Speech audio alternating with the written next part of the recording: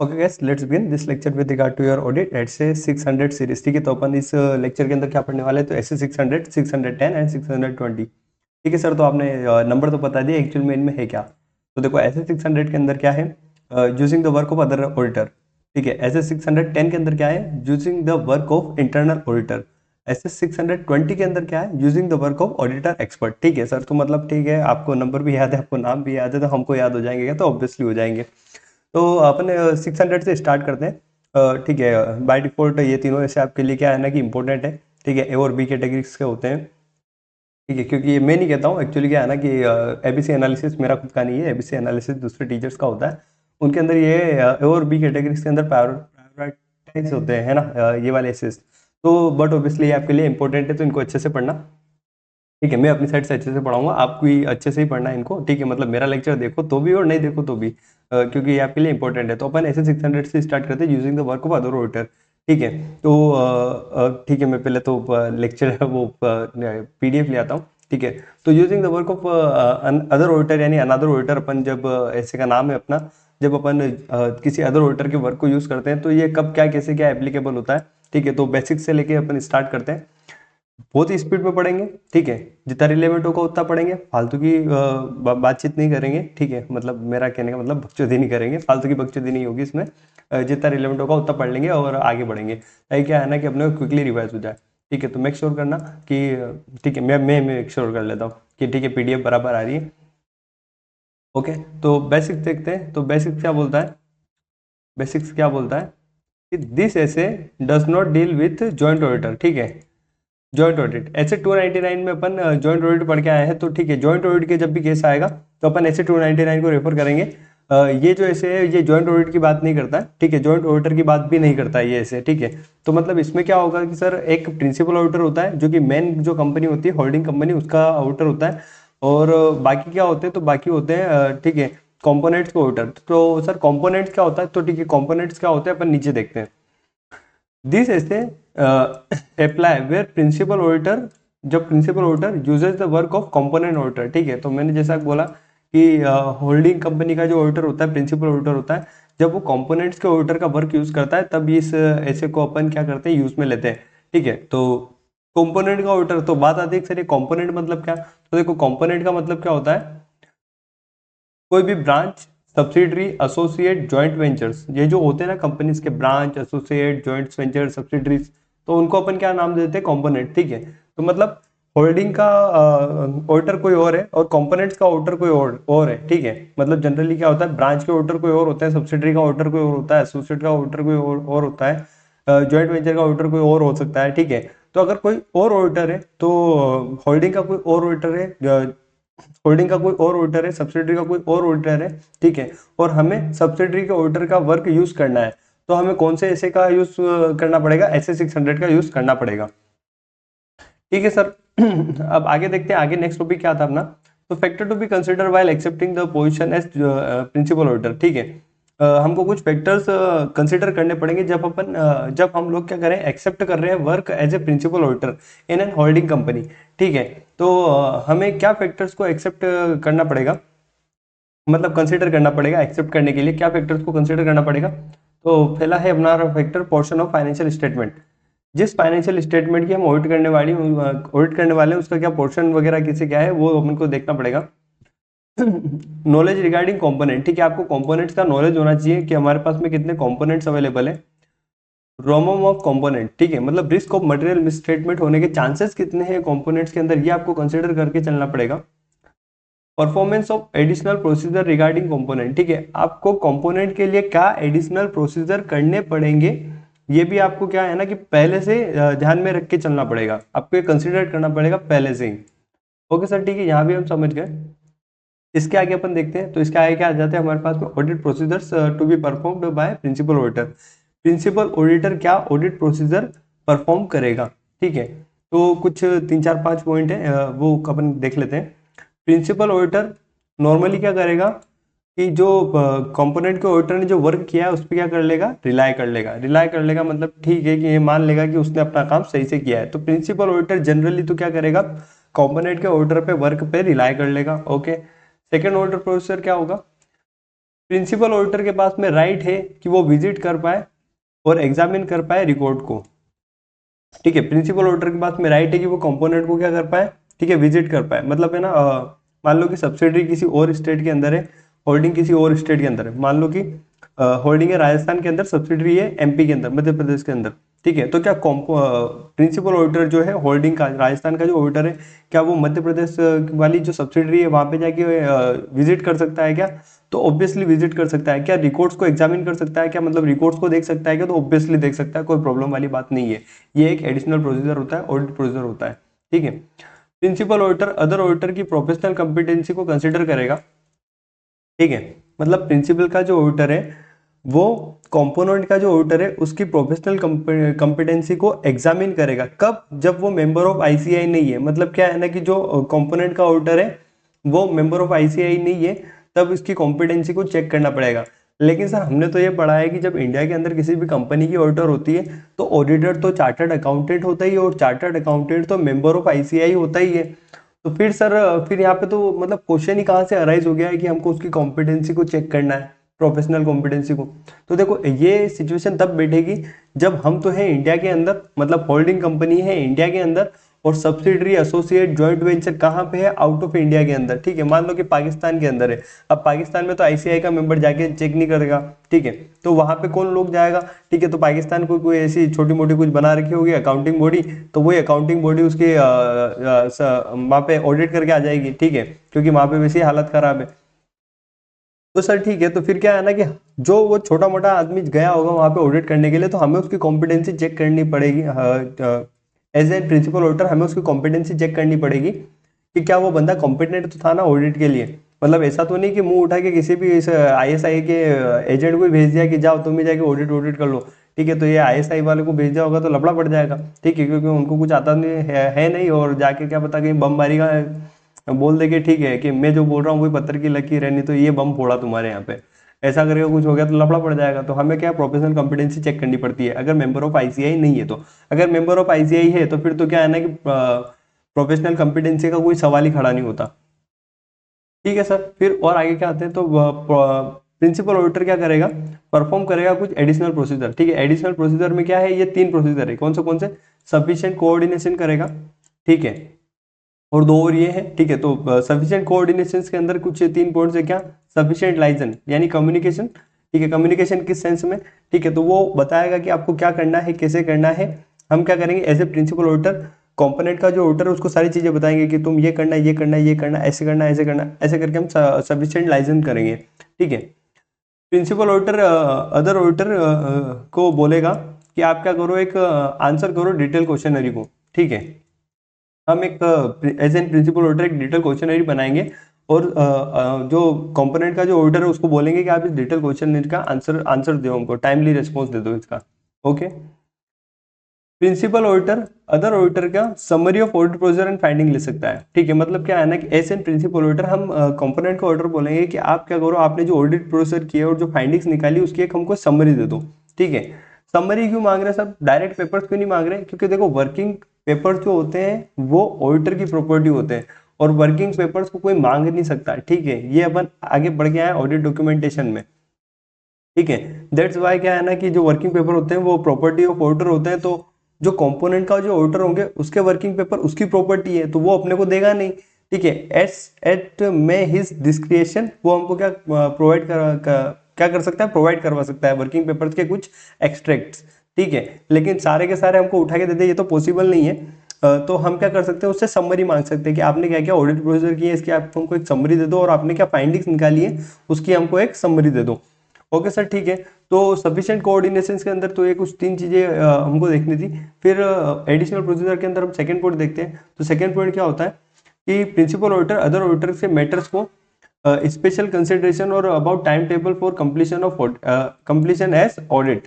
Principal auditor क्या कर सकता है कि मैटर्स बता सकता है अदर ऑडिटर को, मतलब कॉम्पोनेंट के ऑडिटर को, कि कहाँ पे आपको स्पेशल कंसिडरेशन करना है और आपको टाइम टेबल के हिसाब से काम करना है। ठीक है, time table for completion of audit ये इसलिए है कि मान लो कि प्रिंसिपल ऑडिटर का वर्क खत्म होना है किसी पर्टिकुलर डेट पे, मान लो 30 जून उसकी लास्ट डेट है, तो वो क्या बोलेगा कि आप 30 जून से पहले अपने कंपोनेंट की ऑडिट कंप्लीट करके मुझे इंफॉर्मेशन प्रोवाइड करवा दो, ताकि क्या है ना कि मैं होल्डिंग कंपनी की फिर उस हिसाब से क्या है ना कि ऑडिट कर पाऊँ। क्योंकि क्या है ना कि होल्डिंग कंपनी की जो CFS बनेंगे उसके अंदर कंपोनेंट का भी तो हिस्सा आएगा ना। दैट्स वाई क्या है ना कि वो कंपोनेंट को ऑर्डर को एक टाइम टेबल भी दे देगा कि आप ना इस टाइम पीरियड के अंदर कर दोगे तो वो बेनिफिशियल होगा। ओके, तो प्रिंसिपल ऑडिटर मैटर बता सकता है कि आपको यहाँ पे स्पेशल कंसिडरेशन, मतलब यहाँ पे स्पेशल ध्यान देना है, ठीक है, आपको इस टाइम पीरियड के अंदर ऑडिट कंप्लीट करनी है, ऐसे करके। फिर क्या हो सकता है, प्रिंसिपल ऑडिटर कंपोनेंट को ऑडिटर को क्या बोल सकता है, अदर ऑडिटर यानी कंपोनेंट का ऑडिटर उनको क्या बोल सकता है, significant accounting auditor reporting requirement भी बता सकता है कि आपको इन चीजों का ध्यान रखना है कि अकाउंटिंग मतलब ठीक है, कोई बड़ी कंपनी है तो अकाउंटिंग इंड AS के हिसाब से हुई है कि नहीं, ये ठीक है, ऑडिटिंग के रेस्पेक्ट में बता सकता है कि ठीक है पर्टिकुलर एसेस का ठीक है फॉलो हुआ है या नहीं हुआ है, ठीक है, और रिपोर्टिंग रिक्वायरमेंट बराबर चल रही है कि नहीं चल रही है। ओके, फिर मैंने जो आपको बताया था एक नोट है कि प्रिंसिपल ऑडिटर अदर ऑडिटर को वर्किंग पेपर के लिए नहीं बोल सकता, क्योंकि वर्किंग पेपर किसकी प्रॉपर्टी है, ठीक है, तो वो प्रॉपर्टी ऑफ ऑडिटर होता है जिसने वो बनाए होते हैं, ठीक है, तो कंपोनेंट के केस में कंपोनेंट का जो ऑडिटर है वो उसकी प्रॉपर्टी है। फिर नेक्स्ट टॉपिक पे अपन आ जाते हैं division of responsibility. Division of responsibility के अंदर क्या है, प्रिंसिपल ऑडिटर रेस्पॉन्सिबल नहीं होता है जो कि वर्क किसने किया हो, कंपोनेंट के ऑडिटर ने किया हो, लेकिन एक्सेप्ट अगर प्रिंसिपल ऑडिटर जो है उसको अगर रिलायबिलिटी ऑफ वर्क पे डाउट है, ठीक है, अदर ऑडिटर के, तो फिर उस केस में क्या है ना कि अगर उसको डाउट है तो फिर उसको खुद को वर्क परफॉर्म करना था और खुद ने वर्क परफॉर्म नहीं किया है, तो फिर तो वही लायबल होगा। कौन लायबल होगा, प्रिंसिपल ऑडिटर। मतलब क्या कहना चाह रहा है, मैं पॉइंट्स को वापिस आपको समझाता हूँ। प्रिंसिपल ऑडिटर जनरली क्या होता है, रेस्पॉन्सिबल नहीं होता है for work of component auditor, ठीक है, मतलब जो कंपोनेंट के ऑडिटर ने जो वर्क किया उसके लिए प्रिंसिपल ऑडिटर लायबल नहीं होगा। लेकिन लेकिन क्या, अगर प्रिंसिपल के ऑडिटर को रिलायबिलिटी पे डाउट है, ठीक है, रिलायबिलिटी ऑफ वर्क पे डाउट है अगर कंपोनेंट के ऑडिटर को, कंपोनेंट के ऑडिटर पे, ठीक है, तो उस केस में क्या प्रिंसिपल ऑडिटर को क्या करना चाहिए था, इसको खुद को वर्क करके देखना चाहिए था। बट अगर ये वर्क नहीं करता तो इस केस में तो फिर प्रिंसिपल ऑडिटर लायबल है। ठीक है सर, आगे बढ़ते हैं। नेक्स्ट पॉइंट क्या बोलता है, principal auditor clearly specify OM para, ठीक है, तो जो अपन ऑडिट रिपोर्ट बनाते हैं तो उसका जो OM पेरा होता है उस OM पेरा के अंदर स्पेसिफिकली अपने को स्पेसिफाई करना है, मतलब क्लियरली स्पेसिफाई करना है क्या, अबाउट डिवीजन ऑफ रेस्पॉन्सिबिलिटी, ठीक है, कि डिवीजन ऑफ रेस्पॉन्सिबिलिटी क्या रही है हमारी। फिर रिपोर्टिंग के अंदर अपन देखते हैं तो रिपोर्टिंग के अंदर क्या है कि अगर प्रिंसिपल का ऑडिटर, ठीक है, ये प्रिंसिपल ऑडिटर अदर ऑडिटर के वर्क को यूज नहीं कर पा रहा है, कैन नॉट बी यूज्ड, ठीक है, मतलब प्रिंसिपल का ऑडिटर, प्रिंसिपल ऑडिटर जो है वो कंपोनेंट के ऑडिटर के वर्क को यूज ही नहीं कर पा रहा है, ठीक है, या फिर principal auditor not able to perform sufficient additional procedure, ठीक है, या फिर principal auditor sufficient additional procedure अगर नहीं कर पा रहा है तो उस केस में वो क्या करेगा, रिपोर्ट को खराब कर देगा, रिपोर्ट को खराब कर देगा इन द सेंस मॉडिफाई कर देगा अपना ओपिनियन, ठीक है, तो मॉडिफाई कर देगा अपना ओपिनियन, तो रिपोर्ट क्या हो जाएगी, उससे खराब हो जाएगी। ओके सर, तो ठीक है, इसी के साथ में अपना ऐसे 600 कंप्लीट है, ठीक है, तो ऐसे 600 में आप इतना पढ़ लो, मोर देन सफिशिएंट है, इससे ज़्यादा पढ़ने की जरूरत नहीं है, ठीक है, क्वेश्चंस आएगा इसी में से आ जाएगा, ठीक है, और जनरली क्वेश्चंस कहाँ से आएगा, तो मेरे हिसाब से तो आना चाहिए ऑडिट प्रोसीजर से, ठीक है, और ठीक है, ऑडिट प्रोसीजर से या फिर रिपोर्टिंग से, इन दो के अलावा तो और कुछ है भी नहीं इसके अंदर खास। और थर्ड यहाँ से भी आ सकता है, ठीक है, फैक्टर टू बी कंसिडर, क्या क्या फैक्टर्स अपने को ध्यान में रखने हैं, तो ये दो तीन चीजें हैं, इन दो तीन चीजों को आप एक दो बार देख लो तो काफी है, इससे ज्यादा देखने की जरूरत नहीं है।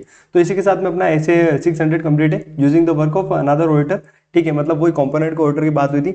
अब अपन नेक्स्ट ऐसे की तरफ चलते हैं, ऐसे 610, ठीक है, इसके अंदर क्या होगा, using the work of internal auditor. Internal auditor वाले जो ऐसे उसके अंदर डायरेक्ट असिस्टेंस वाला एक जो पॉइंट होता है वो काफ़ी ज़्यादा अच्छा रहता है, तो हमको वो ज़्यादा अच्छे से देखना है, ठीक है, तो अपन नेक्स्ट ऐसे की तरफ चलते हैं, ऐसे 610। ओके, तो ऐसे 610 using the work of internal auditor, ठीक है, मतलब इंटरनल ऑडिटर के वर्क को हम यूज़ करते हैं तो हमको ऐसे 610 को ध्यान में रखना पड़ता है, ठीक है, मतलब अगर हिंदी में टोटली बोलो तो संज्ञान में रखना पड़ता है, मतलब हमको ये 610 कंसिडर करना पड़ता है। ओके सर, ठीक है, तो 610 हमको कंसिडर करना पड़ता है, तो अपन इसकी डिटेल्स वगैरह देखते हैं। 610 के अंदर ऐसे के अंदर क्या दे रखा है, स्टैंडर्ड ऑन ऑडिटिंग, ठीक है, तो ऐसे 610 क्या बोलता है, इसको अपन पढ़ते हैं। तो बेसिक्स क्या बोलता है हमारा, ठीक है, तो बेसिक्स क्या बोलता है हमारा, using the work of internal audit function in obtaining audit evidence. ठीक है, तो हम क्या बोल रहे हैं कि इंटरनल ऑडिट फंक्शंस को यूज में लेते हुए हम ऑडिट एविडेंस को जब गैदर करते हैं तो हमको एसए 6110 को कंसिडर करना पड़ता है। ओके, और सेकंड क्या बोलते हैं, एक्सटर्नल ऑडिटर। ठीक है, मतलब जो मेन ऑडिटर है डायरेक्शन और सुपरविजन देता है किसको, इंटरनल ऑडिटर को। क्यों, ताकि इंटरनल ऑडिटर हमको क्या दे सके, डायरेक्ट असिस्टेंस दे सके, मतलब हमको क्या करे, डायरेक्टली वो वर्क करके हमको प्रोवाइड करवा सके। ठीक है, तो हम कौन है, हम external auditor. External auditor means statutory auditor. ठीक है, हम है मेन ऑडिटर। इंटरनल ऑडिटर मतलब वही कंपनी का कोई एम्प्लॉय। ठीक है, ठीक है सर, हम समझ गए। ओके, तो आगे बढ़ते हैं। Using the work of internal audit function. ठीक है, जब हम इंटरनल ऑडिट फंक्शन को यूज में करते हैं, यूज में लेते हैं, तो तब क्या होता है। ठीक है, तो पहला हमारा पॉइंट क्या बोलता है, determining weather work of internal auditor can be used और रिलाई ऑन इंटरनल ऑडिटर। ठीक है, तो हमको पहले तो क्या करना पड़ता है, डिटरमाइन करना पड़ता है कि क्या हम इंटरनल ऑडिटर के वर्क को यूज कर सकते हैं क्या। ठीक है, या फिर हम इंटरनल ऑडिटर पे रिलाई कर सकते हैं या नहीं कर सकते हैं। तो वो हम कैसे चेक करेंगे, तो हम कुछ 2-3 बातों को ध्यान में रखेंगे। ठीक है, 3 बातों को हमको ध्यान में रखना पड़ेगा। ठीक है, क्या, तो पहली बात तो है कि ऑर्गेनाइजेशन का जो स्टेटस है एंड उसके जो पॉलिसी एंड प्रोसीजर हैं, क्या वो ऑब्जेक्टिविटी ऑफ इंटरनल ऑडिटर को सपोर्ट करते हैं क्या। ठीक है, तो हमको क्या देखना पड़ेगा कि ऑर्गेनाइजेशन का जो स्टेटस है और उसके जो पॉलिसी एंड प्रोसीजर है, क्या वो इंटरनल ऑडिटर की ऑब्जेक्टिविटी को सपोर्ट करते हैं क्या।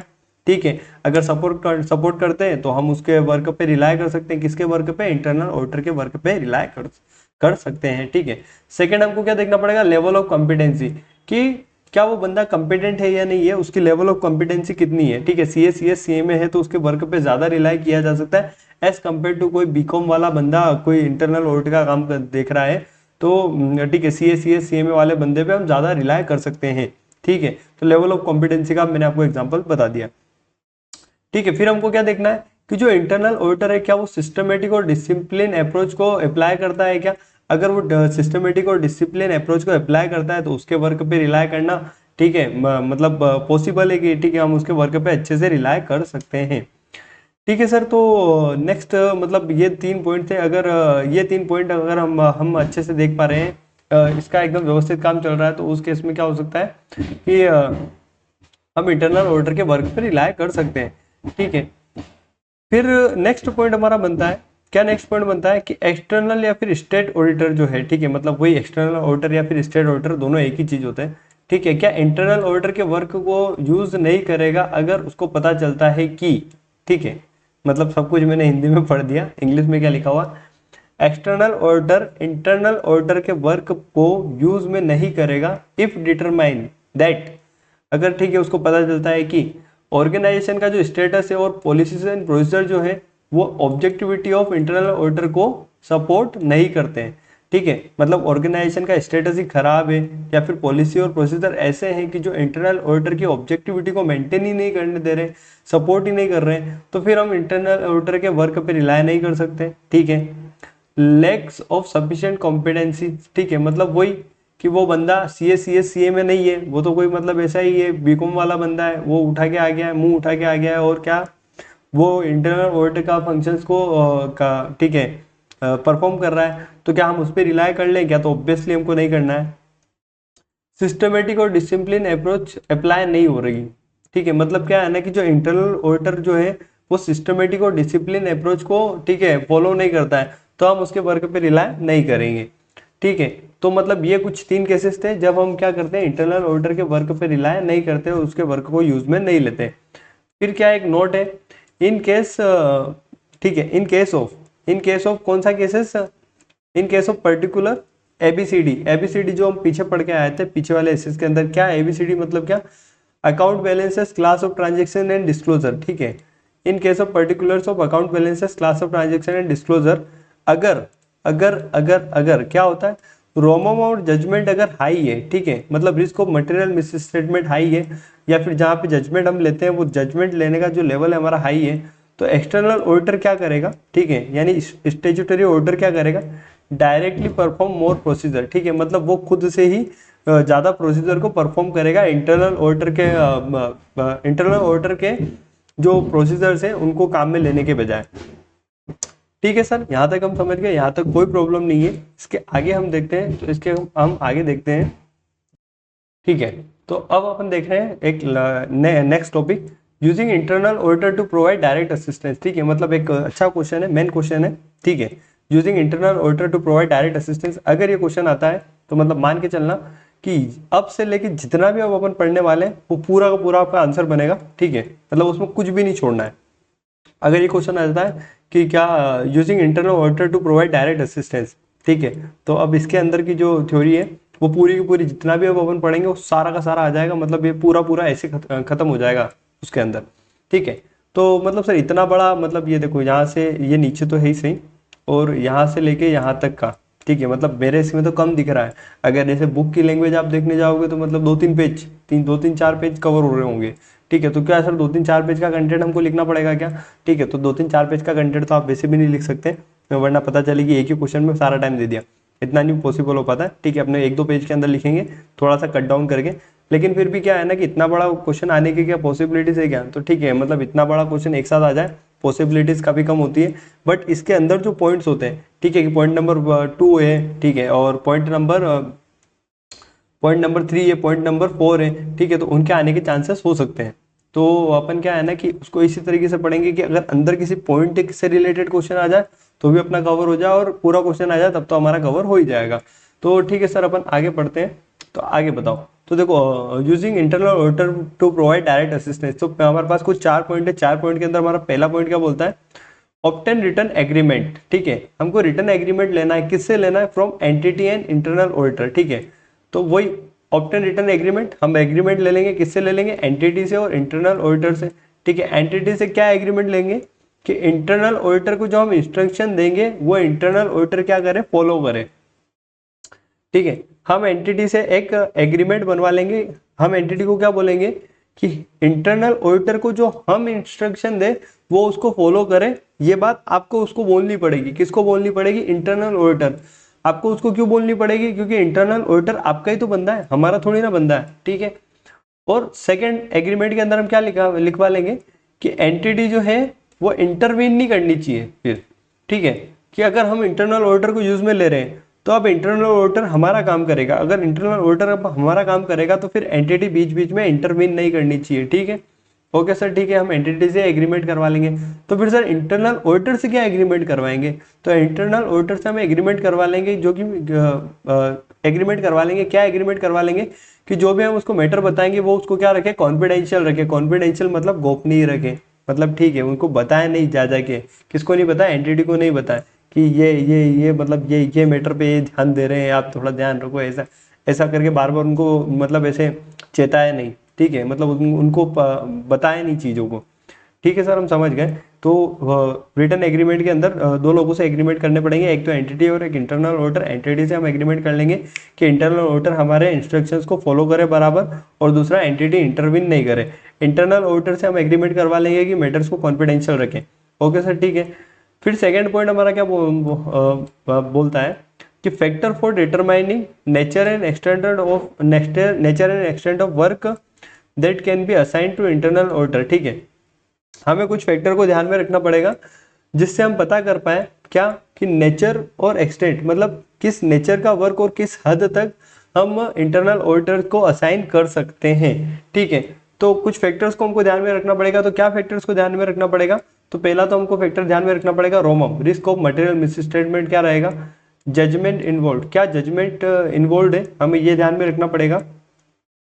फिर हमें ध्यान में रखना पड़ेगा competency and evaluation of existence of thread. ठीक है, हमें एक तो इंटरनल ऑडिटर की कंपिटेंसी को ध्यान में रखना पड़ेगा और evaluation of existence of thread.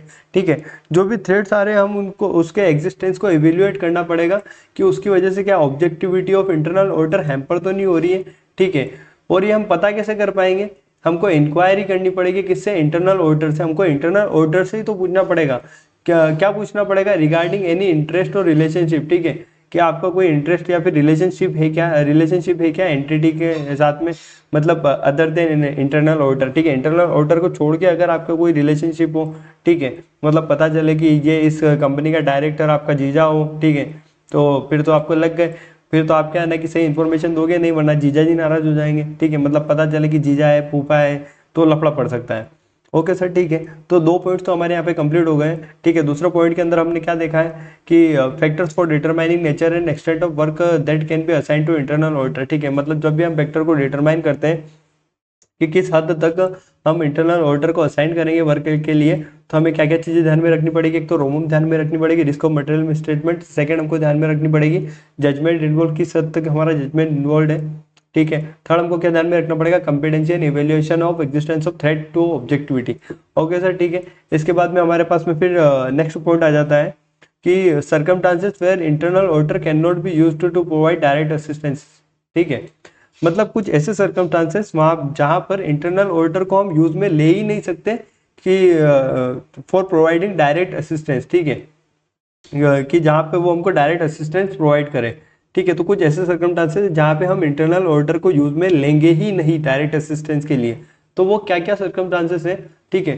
तो कुछ 4 सर्कमस्टांसेस है। तो पहला क्या है, जहाँ पर सिग्निफिकेंट जजमेंट लगी हो, ठीक है। सिग्निफिकेंट जजमेंट कहाँ कहाँ पे लगती है, तो ऐसे 315 के हिसाब से जब अपन रोमम को कैलकुलेट करते तब लगती है, ठीक है। रिस्क ऑफ मटेरियल स्टेटमेंट को कैलकुलेट करने के लिए लगती है। अकाउंटिंग एस्टिमेट एज पर ऐसे 540 तब लगती है जब उसका इवेल्यूशन चलता है, ठीक है। एज पर ऐसे 570 गोइंग कंसर्न का गोइंग कंसर्न अजम्पशन जब लगता है, उसकी अप्रोप्रिएटनेस जब चेक करते हैं तब हमारा सिग्निफिकेंट जजमेंट लगता है, ठीक है। Evaluating the sufficiency of test perform, ठीक है। जब टेस्ट जो परफॉर्म किया तो उसकी सफिशिएंसी को चेक करने के लिए हमारी जजमेंट इन्वॉल्व होती है, ठीक है। फिर क्या होता है, adequacy of disclosure in financial statement. जो फाइनेंशियल स्टेटमेंट में डिस्क्लोजर दिए जाने होते हैं उसकी एडुकेसी को चेक करते हैं, तब हमारी सिग्निफिकेंट जजमेंट काम में आती है। तो उस केस में हमको क्या करना है, डायरेक्ट असिस्टेंस नहीं लेना है, ठीक है। मतलब 3 तो ऐसे से ही कवर हो गया, ऐसे 315, ऐसे 540, ऐसे 570, ओके। फिर जब हम टेस्ट परफॉर्म करते हैं उसके एवेल्यूएशन की उसकी सफिशिएंसी के एवेल्यूएशन में हमको सिग्निफिकेंट जजमेंट लेने पड़ते हैं, तो हम डायरेक्ट असिस्टेंस नहीं लेंगे इंटरनल ऑडिटर का। और education in disclosure of financial statement, तब भी हम डायरेक्ट असिस्टेंस नहीं लेंगे इंटरनल ऑडिटर का, ओके। फिर सर और हम कहाँ पे डायरेक्ट असिस्टेंस नहीं ले सकते, तो जहाँ पे रोमम हाई है और जजमेंट हाई है, ठीक है। जहाँ पे सिग्निफिकेंट जजमेंट है वहाँ पे तो ही सही, जहाँ पर रोमम भी हाई है और जजमेंट भी हाई है वहाँ पर भी नहीं लेंगे डायरेक्ट असिस्टेंस, ओके। फिर और कहाँ पर नहीं लेंगे डायरेक्ट असिस्टेंट, तो जहाँ पे work internal auditor involve already reported to management, ठीक है। जहाँ पर इंटरनल ऑडिटर ने कोई वर्क करके मैनेजमेंट को ऑलरेडी रिपोर्ट प्रोवाइड करवा दी है, ठीक है, तो वहाँ पर वापस इंटरनल ऑडिटर का अपन डायरेक्ट असिस्टेंस नहीं लेंगे, ठीक है। वरना वो क्या है ना कि खुद के वर्क को तो ठीक है वो अच्छा ही बताएगा, गलत बताएगा नहीं। दैट्स वाई क्या है ना कि हमको इंटरनल ऑडिटर के वर्क को वहाँ पे ठीक है कंसिडर नहीं करना है। फिर क्या बोलते हैं कि एक्सटर्नल ऑडिटर जो कि डिसीजन लेता है एज पर एस 610, ठीक है। जहाँ पर एज पर एस 610 उसको जजमेंट लेना है किसको, एक्सटर्नल ऑडिटर को, तो वहाँ पर वो इंटरनल ऑडिटर के वर्क को कंसिडर नहीं करेगा। क्योंकि क्या यहाँ पर है ना स्टेट्यूटरी ऑडिटर को ही डिसीजन लेना है as per S 610, okay sir, ठीक है। फिर लास्ट क्या बोलता है पॉइंट हमारा, audit documentation if external auditor uses internal auditor to provide direct assistance. अगर एक्सटर्नल ऑडिटर इंटरनल ऑडिटर को ठीक है यूज में लेता है डायरेक्ट असिस्टेंस प्रोवाइड करवाने के लिए, तो फिर क्या ऑडिट डॉक्यूमेंटेशन हमको करने पड़ेंगे, मतलब किन चीज़ों का हमको ऑडिट डॉक्यूमेंटेशन करके चलना पड़ेगा। तो पहली बात तो ये आपको रिटर्न एग्रीमेंट कौन सा, तो चलो आओ सबसे स्टार्टिंग में हमने यही पढ़ा था रिटर्न एग्रीमेंट, ठीक है। तो किस किस के साथ में, जो एंटिटी के साथ में होता है, जो इंटरनल ऑडिटर के साथ में होता है, उसको हमको क्या करना पड़ेगा, डॉक्यूमेंट करना पड़ेगा। फिर क्या था, competency and evaluation of existence of threat of to objectivity, ठीक है। तो चलो आओ इधर आओ, देखो ये जो अपन ने देखा था ना, यही वाला पॉइंट क्या देखना पड़ेगा, competency and evaluation of existence of threat to objectivity, ठीक है। अगर कुछ ऐसा होता है तो हमको क्या करना पड़ेगा, डॉक्यूमेंटेशन करके चलना पड़ेगा। फिर basis for decision making regarding nature and extent, ठीक है। ये देखो यहाँ पर देखा था अपन ने, ये थर्ड वाला पॉइंट, इसका भी डॉक्यूमेंटेशन करना पड़ेगा। Working paper prepared by internal auditor, ठीक है। अगर इंटरनल ऑडिटर कोई वर्किंग पेपर बना रहा है तो उसका भी हमको डॉक्यूमेंटेशन करके चलना पड़ेगा। Who review the work perform, ठीक है। और वर्क किसने रिव्यू किया है, जो कि परफॉर्म किया गया है इंटरनल ऑडिटर के द्वारा, ठीक है। तो वो भी हमको क्या करना पड़ेगा, डॉक्यूमेंटेशन करके चलना पड़ेगा। इसी के साथ में आपका ऐसे 610 कंप्लीट है using the work of internal auditor. अब हम नेक्स्ट ऐसे की तरफ चलेंगे, कौन सा ऐसे, नेक्स्ट ऐसे 620 मतलब 620 using the work of auditor expert, ठीक है। तो ऑडिटर एक्सपर्ट्स का वाला ये ऐसे है, ठीक है, अच्छा खासा ऐसे है, ठीक है, वही ए बी कैटेगरी वाला ऐसे है, मतलब एग्जाम पॉइंट ऑफ व्यू से काफ़ी रिलेवेंट सा है, ठीक है। मैं थोड़ा सा इसको क्या करता हूँ, थोड़ा सा एडजस्ट कर देता हूँ। अ, ठीक है, थोड़ा सा एडजस्ट हो गया है ये। जब हम इस साइड वाले पोर्शन पे आएंगे तब हम इसको थोड़ा सा इधर सरका देंगे। तो मैं आपको थोड़ा सा मोटा मोटी बता देता हूँ 620 के अंदर क्या पढ़ने वाले, using the work of auditor expert, ठीक है। ऐसे का नाम तो है ही सही, ऐसे का नाम तो सर 2-4 बार बोल दिया आपने ऐसे के नाम के बारे में, और आगे बताओ कि चीज़ क्या आने वाली है। तो देखो ऑडिटर एक्सपर्ट क्या होता है कि जहां पर ऑडिटर खुद का जजमेंट लगा के पता नहीं कर सकता है कि यार ये इन्वेंट्री बराबर है या नहीं है, ठीक है, या ये लिटिगेशन और क्लेम्स बराबर है या नहीं है, ठीक है, तो वहां पे क्या लगता है, फिर हमको एक्सपर्ट लगते हैं, ठीक है। तो वो एक्सपर्ट लोग उस चीज के एक्सपर्ट होते हैं और वो हमको असिस्ट करते हैं कि हाँ ये चीज बराबर है या नहीं है, ठीक है। सर ऐसा कब हो सकता है, तो मान लो कि अगर एक तेल का कुआं है, ठीक है, तो उसके अंदर कितना तेल है, तो वो हमको कैसे पता चलेगी, हम थोड़ी ना एक्सपर्ट है, ठीक है। तो वहां पे तो उस चीज का एक्सपर्ट लाना पड़ेगा हमको, ठीक है। और कहाँ हो सकता है, तो मान लो कि देखो अगर ठीक है आम का बगीचा है, ठीक है, तो आम के बगीचे के अंदर कितने क्विंटल आम हो रहे होंगे ये आप थोड़ी ना पता लगा सकते हो क्या, वो तो उसके लिए ठीक है एग्रीकल्चर का कोई एक्सपर्ट लाना पड़ेगा अपने को, वही तो बता सकता है कि ठीक है ये इतने पेड़ है, तो इतने पेड़ के हिसाब से इतने, मतलब अगर इतने पेड़ पेड़ भी कौन गिनने बैठेगा, इतनी जमीन है, ठीक है, और ठीक है एक एक बीघा पे अगर इतने पेड़ उग रहे हैं तो इतने कितने बीघा पे कितने पेड़ उगे होंगे और कितने कितने फ्रूट्स लगे होंगे, ये हमको एक एक्सपर्ट ही हमको बता सकता है, ठीक है। तो मैंने आपको बहुत ही संक्षेप में, मतलब बहुत ही शॉर्ट में बता रहा हूँ कि एक्सपर्ट किन किन लोगों को बोलते होंगे अपन, ठीक है। और अगर बेसिक्स के हिसाब से अपन देखें तो देखो engineer, lawyer, register valuer, actuary, ये लोग क्या होते हैं, एक्सपर्ट्स होते हैं, ठीक है।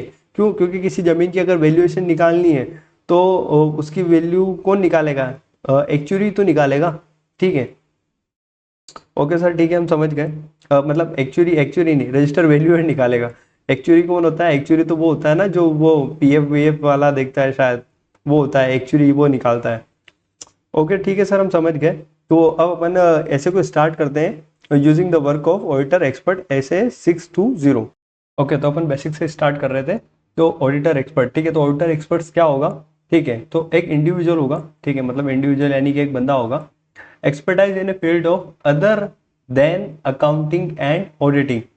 Sir other than accounting and auditing क्यों लिखा है, क्योंकि अकाउंटिंग एंड ऑडिटिंग के एक्सपर्ट हम लोग होते हैं। हम लोग कौन लोग सर, आर्टिकल नहीं, हम लोग वो लोग जो कि सीए हैं, ठीक है, ठीक है। तो मतलब अकाउंटिंग के और ऑडिटिंग के एक्सपर्ट तो हम अपने आप को ही मानते हैं, ठीक है, हमारे अलावा कोई और लोग होंगे तो हम उनको एक्सपर्ट मानेंगे, लेकिन अगर बात अगर अकाउंटिंग और ऑडिटिंग की आ जाएगी तो फिर तो हम लोग ही एक्सपर्ट है, ठीक है, हमको दूसरों के ओपिनियन की जरूरत नहीं है, ठीक है, मुझे किसी की जरूरत नहीं, ऐसा वाला काम है, ठीक है। तो ऑडिटर एक्सपर्ट कौन लोग होंगे, जो कि है ना उस फील्ड में एक्सपर्ट हो, जो कि अकाउंट और ऑडिट से रिलेट नहीं करती हो, ठीक है। कौन हो सकते हैं, जैसे इंजीनियर हो सकते हैं, लॉयर्स हो सकते हैं, रजिस्टर वैल्यूअर हो सकते हैं, एक्चुअरी हो सकते हैं, ठीक है।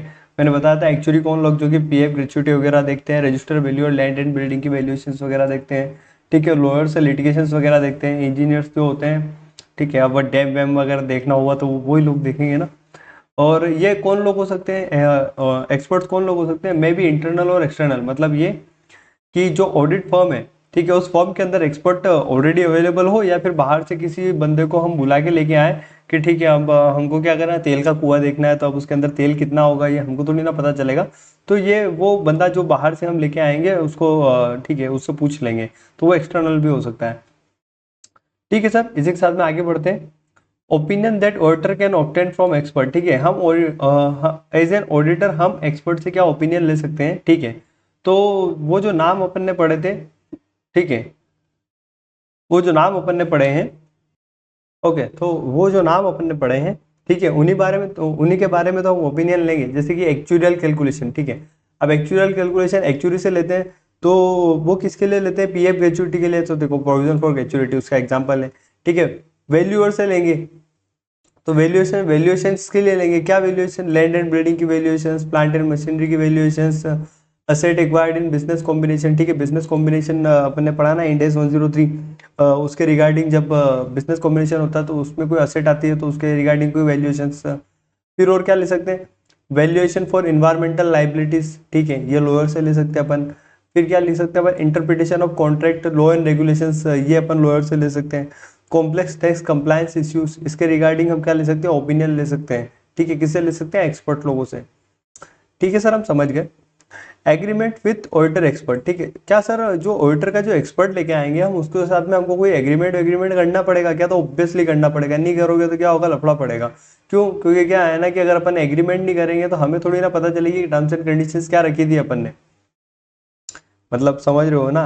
अगर we are auditor, we are a CA, we are an auditor and we take someone for an, ठीक है, for an expert work, then on what terms and conditions we engaging them person, ठीक है, we engaging that person, we engaging that person, ठीक है, मतलब अगर future में कोई कॉन्सिक्वेंसेस आते हैं, मतलब पता चला कि अपन जिस क्लाइंट के वहाँ लेके गए इसने तो जाके सब तरफ ढिंडोरा पीट दिया उस क्लाइंट के बारे में, तो भी लफड़ा पड़ जाएगा। ठीक है, तो ऐसे अपन को क्या है ना कि अपन को क्या करना पड़ता है, एग्रीमेंट वगैरह करके चलना पड़ता है। ठीक है, तो एग्रीमेंट के अंदर अपन क्या लिखते हैं, टर्म्स एंड कंडीशन से लिखते हैं कि ठीक है आप ये चीज़ मेंटेन करके चलोगे, तो वो सारी चीज़ एग्रीमेंट के अंदर ही आती है। तो अपन अब देख रहे हैं कि एग्रीमेंट के अंदर क्या आएगा, नीड फॉर डिटेल एग्रीमेंट, ठीक है, हमको डिटेल एग्रीमेंट क्यों चाहिए, एंड रिटर्न एग्रीमेंट।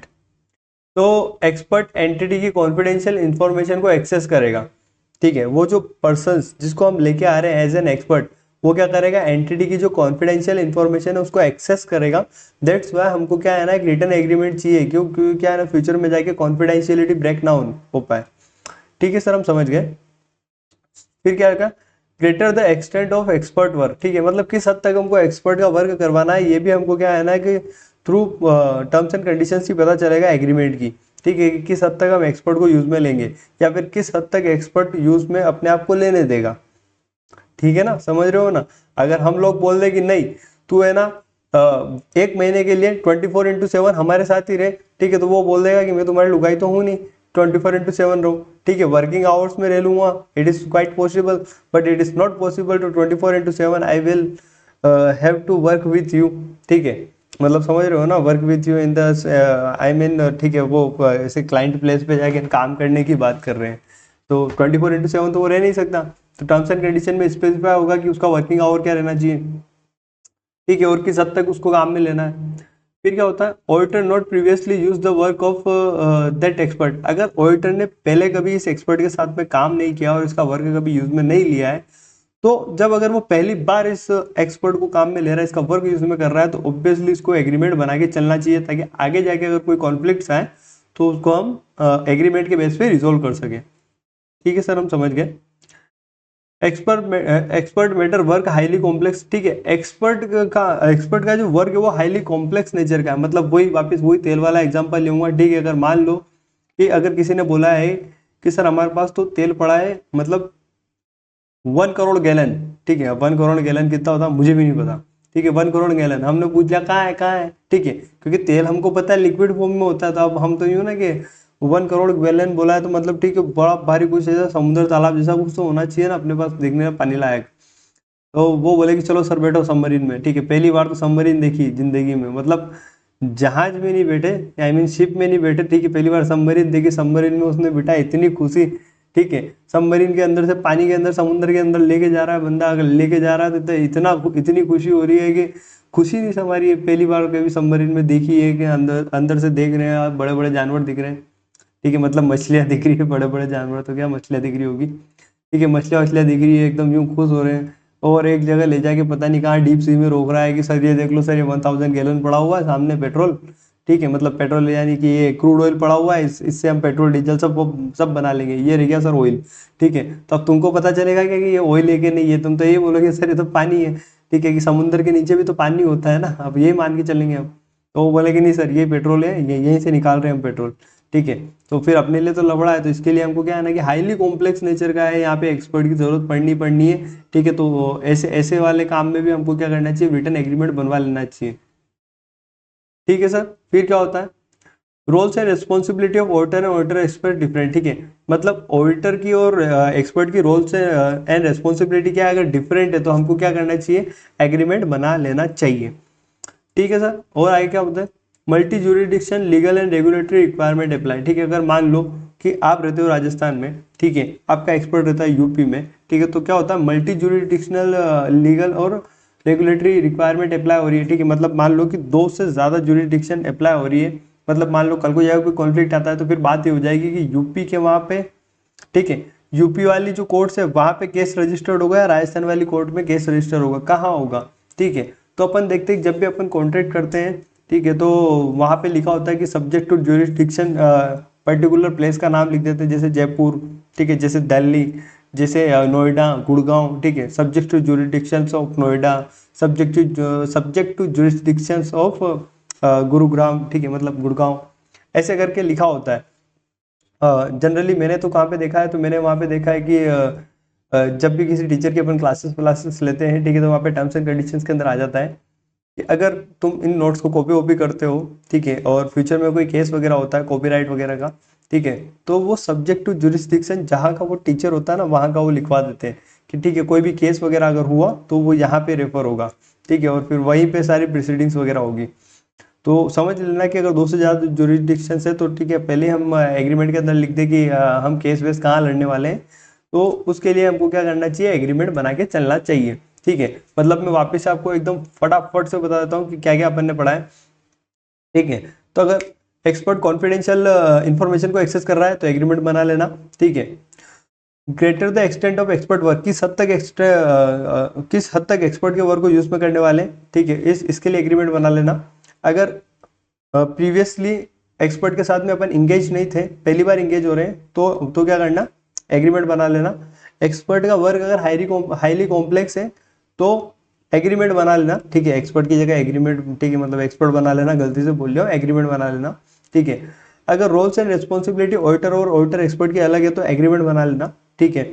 अगर मल्टी ज्यूरिडिक्शन एप्लीकेबल हो रहा है तो फिर क्या करना, एग्रीमेंट बना लेना, ठीक है सर। ये तो हम समझ गए कब हमको एग्रीमेंट बनाने हैं। फिर आगे क्या देखते हैं, evaluating the adequacy of auditor expert work और एक्सटेंट ऑफ रिलाय, ठीक है, हम क्या कर रहे हैं, इवेल्युएट कर रहे हैं एडुकेसी, मतलब ठीक है, एक्सपर्ट का जो वर्क है वो बराबर हुआ है या नहीं हुआ है, ठीक है। एक्सटेंट ऑफ रिलाय मतलब किस हद तक हम मान के चले कि इसने जो काम किया है वो बिल्कुल बराबर किया है, ठीक है, हम उस पर रिलाय कर पाए। तो उसके लिए कुछ स्पेसिफिक कितने पॉइंट्स दे रखे हैं, 1 2 3 पॉइंट्स दे रखे हैं, है ना, कुछ 3 पॉइंट्स है, तो अपन तीनों पॉइंट्स देखते हैं। तीनों पॉइंट्स के अंदर भी सब पॉइंट्स है, ठीक है। तो अपन पहला पॉइंट देखते हैं, auditor evaluate the adequacy of expert work, ठीक है। ऑडिटर कैसे इवेल्युएट करेगा एडुकेसी ऑफ एक्सपर्ट वर्क, ठीक है, तो सोर्स ऑफ डाटा कौन सा यूज में लिया वो चेक करके, ठीक है। अजम्पशन एंड मेथड कौन सी यूज करिए, ठीक है, वो देखेगा। Expert conclusion and finding, expert के क्या कंक्लूजन एंड फाइंडिंग्स है वो देखेगा, ठीक है। And their consistency with other audit evidence, ठीक है, कि उसकी जो कंक्लूजन और फाइंडिंग्स है क्या वो अदर ऑडिट एविडेंस से मैच खाते हैं क्या, अगर मैच खाते हैं तो बिल्कुल बराबर है, कोई प्रॉब्लम ही नहीं है, एडुकेसी पे कोई सवाल ही खड़ा नहीं होता। लेकिन अगर मैच नहीं खाते तो फिर एडुकेसी पे सवाल खड़ा हो जाएगा। एडुकेसी पे क्या सवाल खड़ा हो जाएगा कि एक्सपर्ट ने जो अपना वर्क किया है बराबर तो किया है या नहीं किया है, ठीक है सर, यहां तक कोई प्रॉब्लम नहीं है। नेक्स्ट पॉइंट पे आते हैं, तो specific procedure to evaluate the adequacy of expert work, ठीक है, मतलब कुछ स्पेसिफिक प्रोसीजर अपन करेंगे, ठीक है, जिससे अपन को पता चले कि एक्सपर्ट ने अपना काम क्या किया, व्यवस्थित तरीके से किया, कोई झोल झाल नहीं है, कोई लफड़ा वाला काम नहीं है, ठीक है सर। आगे बढ़ते हैं, इंक्वायरी कर लेंगे एक्सपर्ट से ही पूछ लेंगे भाई बराबर काम तो किया है, उसने बोला किया है तो कोई प्रॉब्लम ही नहीं है, कोई इश्यू नहीं है। रिव्यू करेंगे एक्सपर्ट के वर्किंग पेपर्स को, ठीक है। अब ये मत बोलना कि सर ये तो एक्सपर्ट के वर्किंग पेपर है, ये कैसे ले ले, देखो एक्सपर्ट क्या है ना, सीए नहीं है, सीए के वर्किंग पेपर्स अपन नहीं ले सकते, ठीक है। एक्सपर्ट तो अपना बंदा है ना यार, अपन ही तो लेके आया उसको, उसके तो वर्किंग पेपर्स ले ना, ठीक है। तो रिव्यू करो उसके वर्किंग पेपर को, ओके। और क्या करो, ऑब्जर्व करो और एक्सपर्ट के वर्क को, ठीक है। जब एक्सपर्ट अपना वर्क करे, ठीक है, तो उसको आप क्या करो, निहारो, ठीक है। मतलब एक्सपर्ट अगर लड़की हो तो और भी अच्छा हो जाएगा आपके लिए कि निहारना आसान हो जाएगा, मतलब एक्सपर्ट के वर्क को निहारना है आपको, लड़की को नहीं निहारना है। थर्ड पार्टी से कंफर्म करवा लो, ठीक है, मतलब मान लो कि अगर आपने कोई एक्सपर्ट लेके आए हो अपने यहाँ पे, ठीक है, एज एन लोअर आप किसी लोअर मतलब ठीक है एज एन चार्टर्ड अकाउंटेंट किसी फर्म की आप आप ऑडिट फर्म थे और किसी कंपनी की आप ऑडिट कर रहे थे, किसी कॉर्पोरेट की आप ऑडिट कर रहे थे, आप वहाँ पे एक लोअर को लेके आए, वहाँ पे आप लिटिगेशन वगैरह चेक करना चाह रहे थे। ओके सर, कोई प्रॉब्लम नहीं है। ठीक है, लिटिगेशन सही से चेक हुए या नहीं हुए, आप किसी और लॉयर को लेके आओ, उससे बोलो। ठीक है, क्या आप इसने पुराने वाले ने जो चेक किया उस पर आप हमको कंफर्मेशन दे दो कि इसने बराबर चेक किया। ठीक है, तो थर्ड पार्टी कंफर्मेशन भी हम ले सकते हैं। रीपरफॉर्मिंग कैलकुलेशंस, ठीक है, कोई कैलकुलेशन वाला पार्ट है तो वापस अपन रीपरफॉर्म करवा लेते हैं। ठीक है, जनरली कैलकुलेशन वाला पार्ट कहाँ आता है, एक्चुअली कैलकुलेशंस वाले में। ठीक है सर, या फिर लैंड एंड बिल्डिंग की वैल्यूएशंस के वहाँ पे। ओके सर, रीपरफॉर्म कर सकते हैं हम कैलकुलेशन को।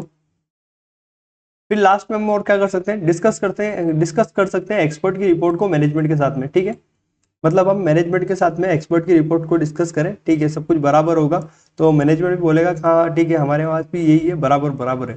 ठीक है, वरना क्या होगा, एक्सपर्ट कोई बात बोलेगा, मैनेजमेंट कोई बात बोलेगा, दोनों के बाद में कॉन्फ्लिक्ट होगा तो हमें पता चलेगा या तो मैनेजमेंट खराब है या एक्सपर्ट खराब है, दोनों में से कोई एक बंदा तो खराब होगा ही होगा फिर अगर कॉन्फ्लिक्ट आ रहे हैं तो। ठीक है सर, हम समझ गए। फिर और क्या हो सकती है, तो और कैसे अपन स्पेसिफिक प्रोसीजर लगा के चेक कर सकते हैं। तो व्हेन फाइंडिंग ऑफ एक्सपर्ट, ठीक है, मतलब मैं देख लूँ थोड़ा सा इसको इधर सरका लेते हैं अपन। Okay, when finding of a expert not consistent with other audit evidence. ठीक है, जैसे कि मैंने आपको बताया था कि अगर एक्सपर्ट की फाइंडिंग्स अदर ऑडिट एविडेंस से क्या है, कंसिस्टेंट नहीं है, मतलब एविडेंस अदर ऑडिट एविडेंस कुछ और बोल रहे हैं और एक्सपर्ट का वर्क कुछ और बोल रहा है। ठीक है, तो हमको क्या करना पड़ेगा, डिस्कस विद अनदर एक्सपर्ट। ठीक है, हमको किसी और एक्सपर्ट को लाना पड़ेगा, जैसे लोअर वाले केस में अपन ने किया। ठीक है सर, यहां तक भी कोई इश्यू नहीं है। नेक्स्ट पॉइंट पे आते हैं, if expert work not adequate then auditor shall. ठीक है, अगर अगर अगर अगर अगर एक्सपर्ट का वर्क जो एक्सपर्ट ने किया है वो एडुकेट नहीं है तो ऑडिटर को क्या करना पड़ेगा। ठीक है, तो फर्स्ट एग्री विथ एक्सपर्ट। ठीक है, एग्री करना पड़ेगा हमको एक्सपर्ट के साथ में, further work to be performed. ठीक है, हमको क्या करना पड़ेगा, एग्री करना पड़ेगा एक्सपर्ट के साथ में कि हम आपको और वर्क करना चाहिए, further work to be performed, मतलब आपको एक्सपर्ट को बोलना पड़ेगा कि देखो आपने जो काम किया है it is not possible for me to rely on your work 100%। ठीक है, डू मोर वर्क। ठीक है, मतलब आप थोड़ा और काम करो, so I will rely on your work. ठीक है, मतलब अच्छी खासी इंग्लिश बोल रहा हूँ मैं, मतलब थोड़ी बहुत, ज़्यादा नहीं। ठीक है, तो हम इतना बोल देंगे तो इससे क्या होगा, एक्सपर्ट थोड़ा और काम करेगा और एक्सपर्ट जब भी थोड़ा और काम करेगा तो ठीक है हमको पूरा कंफर्ट हो जाएगा। ठीक है, या फिर और हम क्या कर सकते हैं, auditor perform further audit procedure. ठीक है, मतलब एक्सपर्ट ने अपना काम किया है, ठीक है, ठीक है, हमने ऑडिट प्रोसीजर किए थे, हमको लगता है इनकंसिस्टेंसी है, हम क्या करें, फर्दर ऑडिट प्रोसीजर करें, यानी थोड़े और ऑडिट प्रोसीजर करें, जिससे क्या हो, ठीक है, जिससे क्या हो ताकि हमको क्या कंसिस्टेंसी आए एक्सपर्ट के वर्क में और हमारे जो वर्क है उसके अंदर, हमारा जो ऑडिट प्रोसीजर है उसके अंदर। ठीक है, जिससे हमको पता चले कि काम हुआ है वो बराबर हुआ है या नहीं हुआ है। ठीक है सर, यहां तक कोई प्रॉब्लम नहीं थी। अब आगे आते हैं, if auditor conclude expert work not adequate. अगर ऑडिटर कंक्लूड करता है कि एक्सपर्ट का जो काम है बिल्कुल ही बकवास काम है, कोई मतलब वाला काम नहीं है, फालतू में एक्सपर्ट को बुलाया, पैसे बर्बाद किए, इससे अच्छा ये काम हम ही कर देते, मतलब हम तो कर नहीं सकते थे लेकिन ठीक है हम ही कर देते या फिर किसी अपने वाले से करवा लेते। And even can not resolve matter through additional procedure. ठीक है, ऑडिटर को लगा एक्सपर्ट को बुलाया, कोई मतलब नहीं निकला, काम उसका बहुत ही बकवास है। ठीक है, अपन ने क्या किया, एडिशनल प्रोसीजर किया, एडिशनल प्रोसीजर से भी मैटर रिजोल्व नहीं हुआ तो अब क्या करें, तो अपन कुछ भी नहीं कर सकते। अब अपने पास में एक ही ऑप्शन है कि रिपोर्ट को मॉडिफाई कर दें। ठीक है, तो कंपनी वाले बोलेंगे सर एक्सपर्ट भी आपका, काम भी खराब आपका, ठीक है, और रिपोर्ट मॉडिफाई कर रहे हो हमारी। ठीक है, तो अपन बोलेंगे कंपनी तुम्हारी, एक्सपर्ट लेके आए हम, एक्सपर्ट को भी समझ में नहीं आया तो मुझे क्या घंटा समझ में आता। ठीक है, तो हम क्या बोलते हैं कि मॉडिफाई कर देंगे ओपिनियन, सीधी बात। ठीक है, क्यों, क्योंकि क्या है कि आप अपने रिपोर्ट्स वगैरह सही से मेंटेन करते हैं तो इतने इश्यू आते ही नहीं। ठीक है, इतने इश्यू आए किसकी वजह से, आपकी वजह से, आपको कॉम्प्लेक्स बिजनेस करना ही नहीं था। ठीक है, तो ऐसा वैसे होता नहीं है, बट अपने पास में दे रखा है तो अपन मॉडिफाई कर देंगे रिपोर्ट अगर हमको एक्सपर्ट के वर्क के बारे में समझ में नहीं आता है। ठीक है, क्योंकि अपन अदर ऑडिट प्रोसीजर्स जब लगाते हैं, ठीक है, मतलब एडिशनल प्रोसीजर जब लगाते हैं तब हम क्या करते हैं कि एक एक्सपर्ट की जगह दूसरे एक्सपर्ट को भी लेके आते हैं।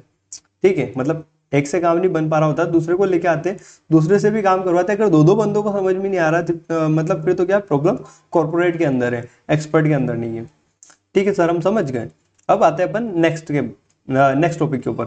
ठीक है, next topic in the sense इसी के अंदर नेक्स्ट जो टॉपिक है वो क्या है, reference of work of auditor expert in auditor report. ठीक है, क्या आप जब ऑडिट रिपोर्ट दोगे तब आपको ऑडिट एक्सपर्ट का रेफरेंस देना है क्या?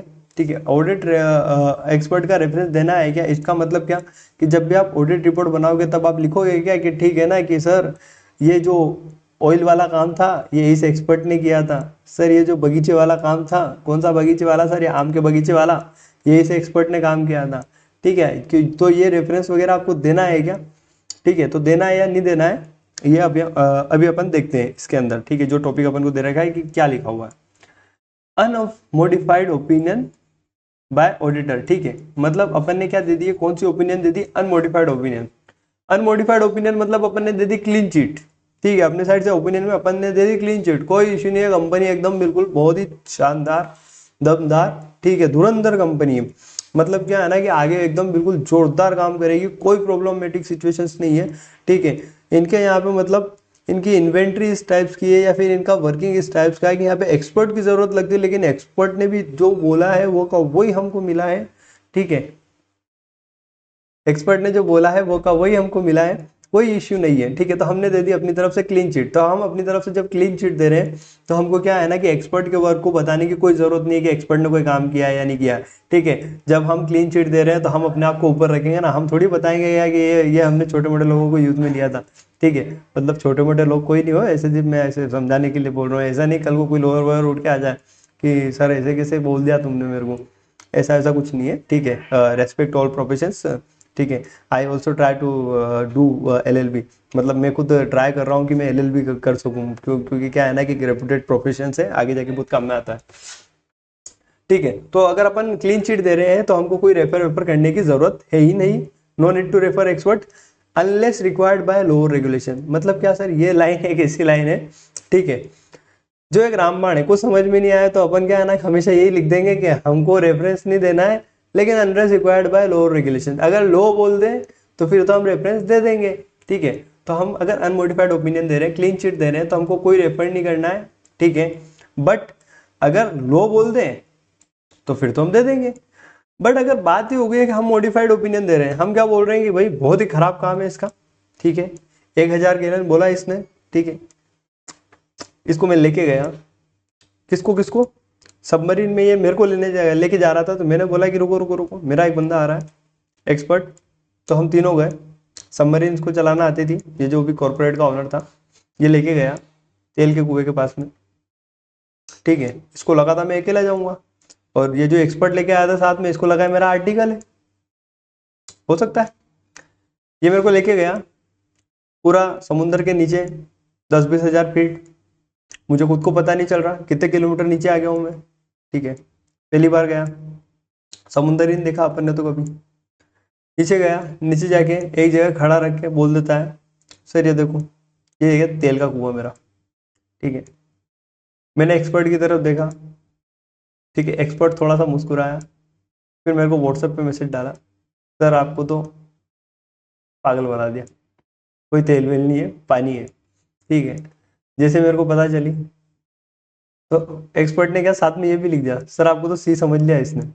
ठीक है, तो अब क्या है ना कि अब अपन से रहा नहीं गया, एक तो एक्सपर्ट के सामने भी अपनी बेइज्जती हो गई, क्या कि सर को तो पता चलती नहीं है, सर को तो पता नहीं, कुछ भी बता दो सर मान लेंगे।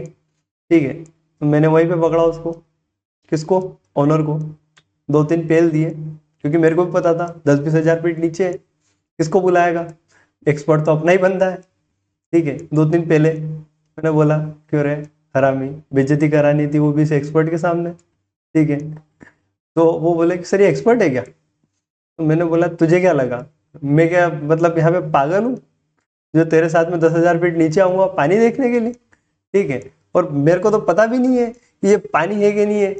ठीक है, या फिर ये पेट्रोल है या नहीं है, या फिर ये डीजल है या नहीं है, या क्रूड ऑयल है या नहीं है। मैंने क्या किया, मेरे को एक्सपर्ट लेके आया था, तुझे क्या लगा ये क्या मेरा आर्टिकल है? ठीक है, ये रेप्यूटेड एक्सपर्ट है, इसने मेरे से लाखों रुपए लिए इसी बात के लिए कि ये चेक कर पाए कि तुम्हारा कुआं किधर है, और तूने कुएं के नाम पे हमको पानी दिखा दिया, वो भी खारा पानी, ठीक है, जिसको पी भी नहीं सकते अपन। तो वो बोले सॉरी सर, ठीक है, कुआं हुआ तो है नहीं, जो जो उसमें बोल दिया और लिख दिया डॉक्यूमेंट्स में, ठीक है। लेकिन क्या है ना कि अब आप रिपोर्ट को देख लेना। तो अब क्या है ना कि अब पहले तो मैंने 2-3 वही पहले उसको, ठीक है, जूता भी खोल लिया था, जूता खोल के मार ही रहा था कि एक्सपर्ट आ गया, ठीक है सर छोड़ो यार, अपने क्यों इतनी माथाफोड़ी करनी, इससे लड़ाई करके अपने क्या करेंगे, इससे अच्छा बेटर है अब अपन अपनी रिपोर्ट को मॉडिफाई कर देते हैं, ठीक है। तो मैंने मॉडिफाई क्यों करी रिपोर्ट, मुझे थोड़ी ना पता चला था कि सामने पानी है या तेल है, ठीक है, मुझे नहीं पता चला था, किसको पता है, किसको चला, एक्सपर्ट को पता चला, ठीक है, मेरे साथ में जो जिसको आर्टिकल असिस्टेंट समझा, एक्सपर्ट को पता चला, ठीक है। तो अब मैं अपनी रिपोर्ट दे रहा हूँ तो मैं क्या बोलूँगा, बहुत ही घटिया कंपनी है, ठीक है, क्या लिखते हैं, क्या करते हैं, क्या बताते हैं, कोई कोई कोई हाथ सर पैर वाली बात ही नहीं है, मतलब कोई बहुत ही बेकार कंपनी है, मतलब इससे घटिया कंपनी मैंने कभी देखी नहीं है। तो मैं क्या कर रहा हूँ, अपनी रिपोर्ट को मॉडिफाई कर रहा हूँ। मैं अपनी रिपोर्ट को मॉडिफाई क्यों कर रहा हूँ, मुझे कुछ ऐसा मिला था क्या, तो मुझे कुछ नहीं मिला था, मिला किसको था, मेरे एक्सपर्ट को मिला था। तो मैं अपनी जब मॉडिफाई करता हूँ ओपिनियन को, ठीक है, तो मैं मॉडिफाई करता हूँ ओपिनियन को, तो modified opinion by auditor due to expert work, किसकी वजह से, एक्सपर्ट के वर्क की वजह से। क्यों, क्योंकि एक्सपर्ट ने तो बताया मुझे, मुझे थोड़ी ना सपने आ रहे थे क्या, मैं तो मान के चल रहा था कि अरे यार देवता आदमी, कॉर्पोरेट वाला 10 करोड़ रुपए दे रहा ऑडिट के लिए, ठीक है, जिसमें लाखों में मतलब 50 लाख रुपए में एक्सपर्ट को दे रहा था, ठीक है, फिर भी 9.5 करोड़ का तो मुझे फायदा हो रहा था।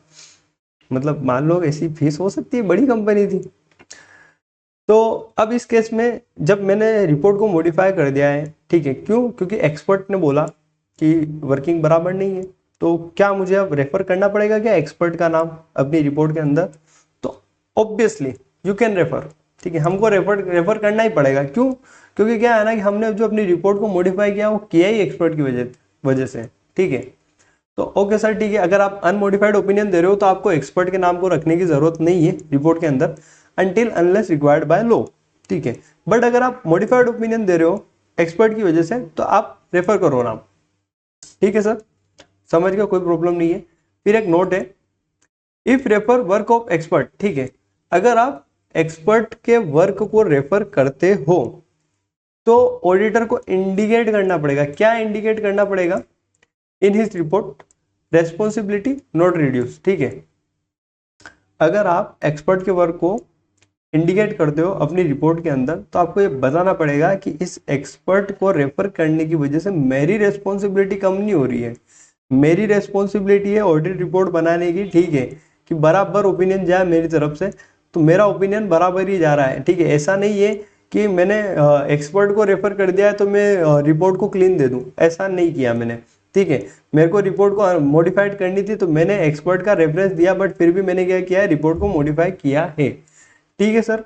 तो इसी के साथ में ये ऐसे अपना खत्म है, ठीक है। अगर आपको कोई डाउट वाउट होता है ऑब्वियसली आप कमेंट करो, ठीक है, मैं आपका डाउट का रिप्लाई करूंगा पॉसिबल हुआ तो, ठीक है। और ठीक है, अगर पसंद वसंद आया हो तो लाइक वाइक मारो, और कोई इश्यू आता है तो ऑब्वियसली आप मेरे को रीच आउट करो, सॉल्व करेंगे, ठीक है सर। ऐसे 600 610 एंड 620 मतलब बहुत ही अच्छे ऐसे से अपने और एग्जाम पॉइंट ऑफ व्यू से काफ़ी इंपॉर्टेंट ऐसे हैं, ठीक है, तो इनको आप अच्छे से पढ़ना।